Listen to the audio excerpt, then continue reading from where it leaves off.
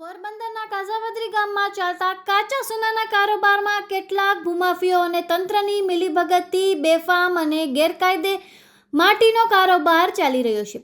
2 દિવસ પહેલા ટીએનજી ગ્રુપ દ્વારા એક્સક્લુઝિવ સ્ટિંગ ઓપરેશન કરી ખનીજ ચોરીના ઉજાગર કરેલા, ત્યારે કેટલાક લેભાગુ વચોટિયાના પેટમાં દુખાવો શરૂ થયો અને સમાચારો પર દબાણ લાવવાના પ્રયાસ શરૂ કરેલ છે. તંત્ર અને ખાણ ખનીજ વિભાગે જાણે સમગ્ર ઘટનામાં મૌન સેવીને બેઠું છે અને રેડ કરવાને બહાને અધિકારીઓ ચૂપકીદી સેવી લીધી છે. જે જવાબદાર ખાણ ખનીજ વિભાગના અધિકારીઓ કેમેરા સામે બોલવાનું અને મળવાનું પણ ટાળી દે છે. હફતા બંધાયેલા હોય એમ જાણે મીડિયા સામે વાત કરવાને બદલે ચેમ્બરના દરવાજા પણ બંધ રાખે છે.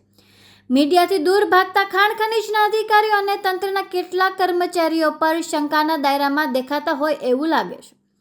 જો જિલ્લા વહીવટી તંત્ર તાત્કાલિક કાઝાવદરીમાં ચાલતા ગેરકાયદા ખાણોમાં દરોડા કરે તો સરકારને રોયલ્ટીથી આવક થાય અને ભૂમાફિયો ખુલ્લા પડી જાય તેમ છે. વધુ સચોટ માહિતી માટે બન્યા રહો ટીએનજી ન્યૂઝ સાથે.